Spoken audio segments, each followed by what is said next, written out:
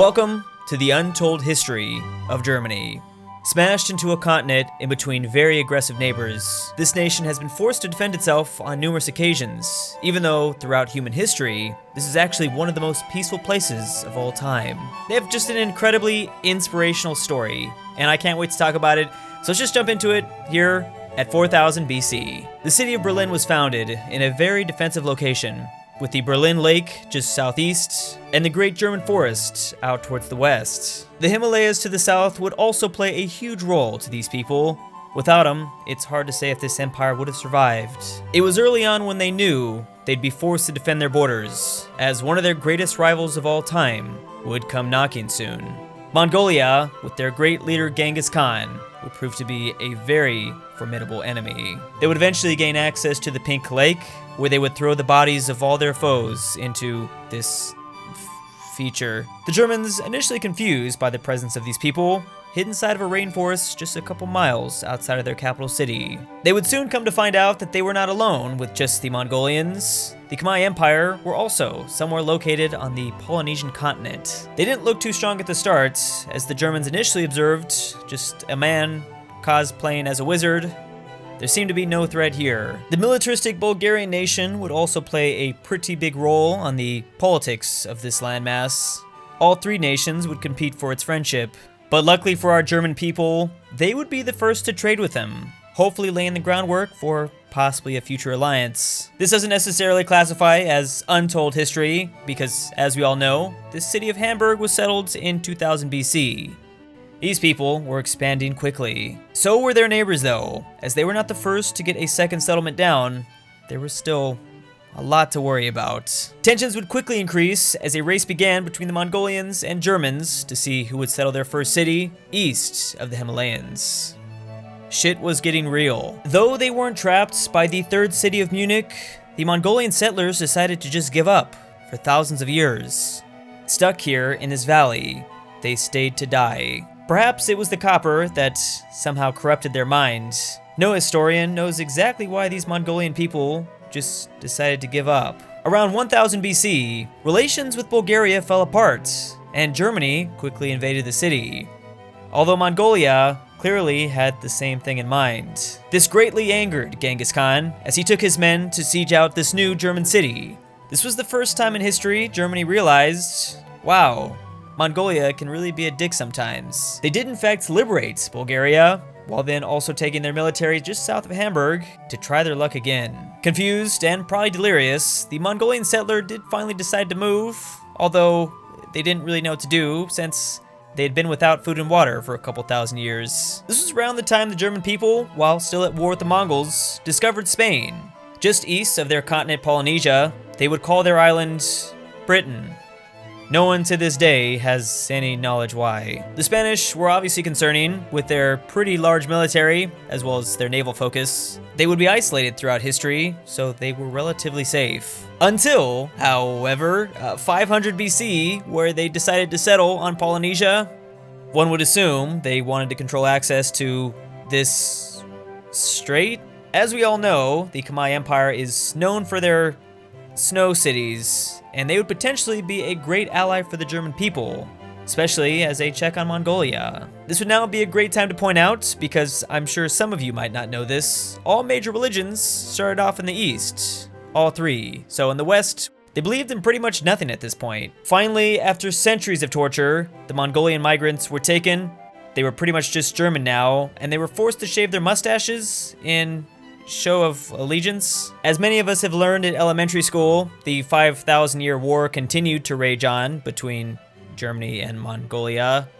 It seemed like neither side would ever give up. That is until 300 BC, where Genghis Khan finally allowed a white peace deal. Both nations weren't sure how long that would last. Things would, however, change drastically by the medieval age, as Spain also began to threaten some border cities. It was their hope that the great Munich campus would eventually lead them to better times, as it was bringing in a lot of science and helping them learn about the Himalayas. But while that happened, a rebellion took place of epic proportions. To make matters worse, of course, both the Germans and Spanish killed a lot of their own men, just to take not that great of a city. This was around the time, 700 AD, where the Germans built their most famous landmark, or at least one of them, the lighthouse.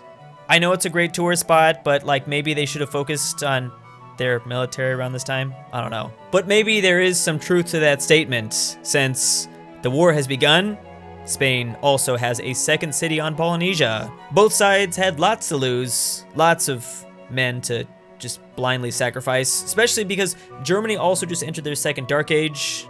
Don't forget that, that may be on your history test. This might have been an awkward time for an English caravel to suddenly discover the continent, as war had been raging for almost a century. But, you know, whatever. Though a peace deal would eventually be made, most of the world at this point despised the German people. Oh, and also a second Great Mongolian War popped up. Spain famously had that great writer that sat in German territory for maybe a couple hundred years. Just chilling, like, you know, he didn't want to write anything. He just kind of wanted to hang out. Writing's hard. Once again, the Germans have taken over Bulgaria. Surprise, surprise.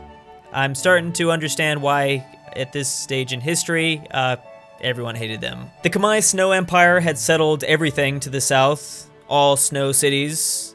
This is obviously why they continue to struggle even to this day. The Germans then saw the wars pile up, as both the Khmer and the Zulu, a nation that I don't even know how much they knew about at that time, well, yeah, they started being aggressive. The Bulgarians were then revived for a second straight time in history, once again by Genghis. Turns out maybe he wasn't that bad of a guy after all. Frankfurt was the first German city to be converted. The settlement actually seems to be so busy focusing on their new faith that they never finished the harbor. They just left all this shit here. A second horrible rebellion taking place now in Munich, this time more than likely caused by those damn Mongolians. Some say maybe Germany was focused on building too many worthless wonders. But I guess, yeah, those are just historians speculating and stuff. This is how Munich became a Mongolian city. Eventually, they did, in fact, take a settlement east of the Himalayas. And yeah, the German people became coastal. This was when the Pink Lake started becoming real red. Mongolia was just throwing bodies in there left and right, so that's what we call it now, the Blood Lake. We should still speculate about the broken harbor in Frankfurt. Haven't figured out the reason for that just yet, especially because around this time, Berlin was fine. They were fine. So was Hamburg. I haven't mentioned the New World because obviously it is, you know, pretty insignificant in our present day. But as we know, Spain and Nubia got here, as well as we've got some nice little peaceful city-states. 1775 was when the Aztec temple was finished inside of the Berlin Lake. Man, it was just a beauty back then, wasn't it? This was the beginning of the eastern side of things, just becoming hardcore religious. Everyone was a theocracy. Literally everyone over here. That is not the same as, yeah, the West. Spain would eventually be the only empire left on the New World, as Nubia was kicked out, just as expected. The Spanish invaded for a second time in 1880, although luckily, technology-wise, they were around the same level. Germany would actually have a chance of survival. Plus, let's not forget just how useful the Berlin Wall is. Just keeping people locked in or locked out.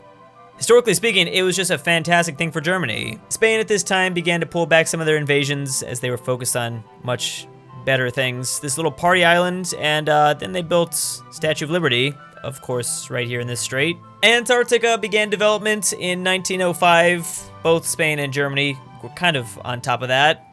Incredibly useful stuff up here. This was the beginning of Spain's political problems, as all you really have are rural farm areas and big city folks.